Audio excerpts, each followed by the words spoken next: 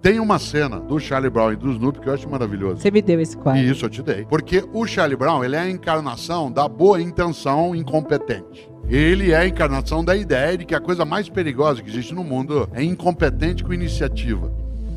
E o Snoopy é um Beagle que é a alegria encarnada, aquelas orelhas que balançam. É uma coisa magnífica. E tem um quadrinho dos dois em que o Charlie Brown e o Snoopy estão sentados na beira de um rio. O Charlie Brown, com aquela capacidade imensa de ser tragicômico, de ser desanimado às vezes, ele diz assim: Snoopy, um dia nós vamos morrer. E o Snoopy responde: mas todos os outros dias não. Olha que coisa inteligente. Nesses dias que nós não vamos morrer, que a nossa vida não seja descartável, fútil, egoísta, e que a gente seja capaz, na empresa, na família, nas religiões, para que a gente tenha noção de que a mortalidade, ela é um fato. Um dia nós vamos morrer, mas todos os outros dias. Há pessoas que no passado têm âncoras e ficam o tempo todo dizendo: no meu tempo. É que nem colega meu da área de educação, professor ou professora, que diz uma frase estranhíssima, que é: os alunos de hoje não são mais os mesmos. É uma coisa óbvia.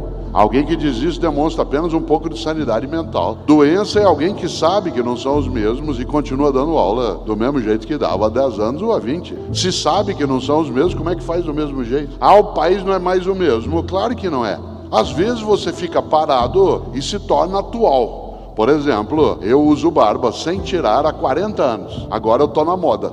Faz 40 anos que eu não tiro a barba. E eu fiquei sentadinho no meu canto de barba. Hoje, o jovem de 17, 18, 20 anos usa barba também. Cuidado, há uma diferença entre raiz e âncora. A raiz alimenta, a âncora imobiliza. Tem um menino de 6 anos de idade, chega agora no Natal, com um desenho que ele fez na escola para você. Aquela coisa feia, sem menor sentido, parecendo uma obra modernista. Mãe, tá bonito, tá maravilhoso. Claro, tá maravilhoso pra tua idade, no modo que você fez, da tua intenção. Chega o meu filho de 36 anos com um desenho desse e diz: tá bonito, pai. Há uma diferença de preservar a autoestima e produzir o auto-engano. Preservar a autoestima de alguém é importante. Gerar o auto-engano é algo negativo. Por isso, é preciso ser sincero sempre e ser franco quando é obrigatório ou é pedido. Tal como você não deve esquecer que há uma diferença entre ser sincero e ser franco. Uma pessoa sincera, tudo que ela diz é verdade. A pessoa franca diz toda a verdade.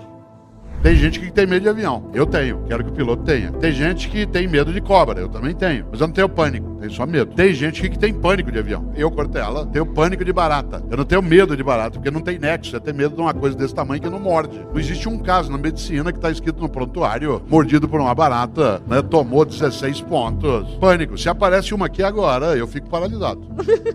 Mas não é medo, é pânico. É pânico. Pânico é irracional. Tem gente que tem pânico da morte. Eu tenho medo, eu não tenho pânico. Tenho medo da morte, não no sentido de desespero. Tenho medo de minha morte ser algo que cesse a minha possibilidade de ter uma vida que não seja pequena, banal, fútil. Por isso eu preciso pensar nela, na vida, antes de ficar pensando na morte. Há pessoas que têm pânico. Medo significa de onde eu vou? Não é essa a questão. Medo do que vai me acontecer? Não é essa. Nessa hora eu sou como Epicuro. Epicuro, filósofo, dizia: eu não tenho medo da minha morte porque ela e eu nunca vamos nos encontrar. O de Allen é mais direto. Ele diz: eu não tenho medo da morte, eu só não quero estar lá quando isso acontecer. Né? Claro, os chineses dizem pra gente arrogante: quando a partida de xadrez termina, o peão e o rei vão pra mesma caixinha. Quando o jogo de xadrez acaba, independentemente do resultado, os dois são guardados numa caixinha. Por isso, de nada adianta essa arrogância que alguns têm de imaginar que só porque eu sou assim, eu sou mais. Não, eu sou diferente, não preciso ser mais. Gente arrogante não suporta que haja outra pessoa que possa ela fazer sombra.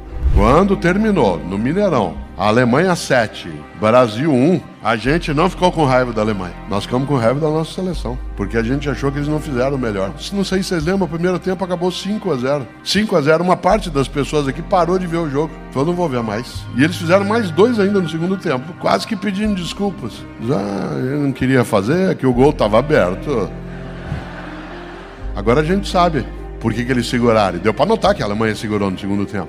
Há 2 anos, o capitão da seleção alemã contou. Eles, no intervalo, quando já estava 5-0, conversaram entre eles. E o capitão disse: gente, chega.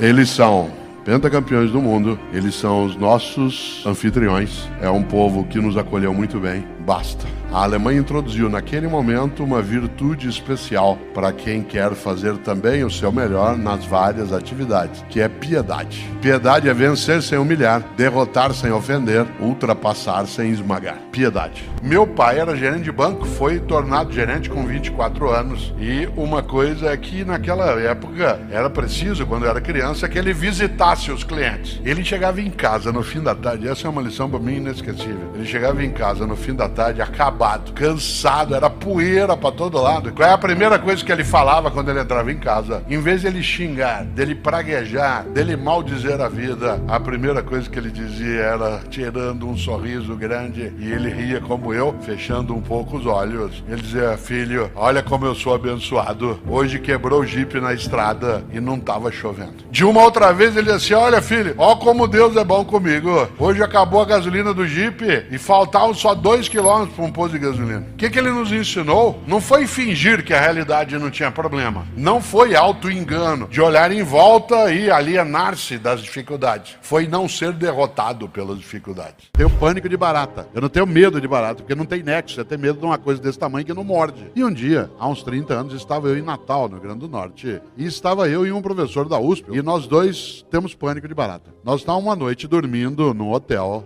Quando deu 2 da manhã, eu acordei e disse assim: tem uma barata no quarto. Ele acordou e falou: tem sim. Porque quem tem pânico sabe. Com a coragem que me restou, Fabiola, levantei, saí da cama que eu estava, subi na cama, fui até o telefone e liguei na recepção e disse: tem uma barata no quarto. Ele disse: o que o senhor quer que faça? Eu disse: eu quero que venha matar. Você imagina? Ele disse: pois não. Depois de uns 5 minutos entrou no quarto com a chave mestra, uma senhora de 1,5 m, com uma alpargatas na mão, olhou aqueles 2 homens de mais de 1,80 m, de cueca sobre as camas, olhou para nós, olhou para o inseto, foi lá, bateu no inseto e saiu com o cadáver, olhando para nós meio de canto. Claro que no dia seguinte nós tivemos que mudar de hotel. Porque a paixão, ela é a suspensão temporária do juízo. Claro que a paixão é deliciosa, mas a paixão tem que ser transformada em amor, porque a paixão transtorna. A paixão suspende o tempo, ela suspende a tua noção de localização. Eu às vezes estou na universidade e passo, pelos corredores e às vezes vejo um casal se beijando de um modo tão intenso, tão profundo.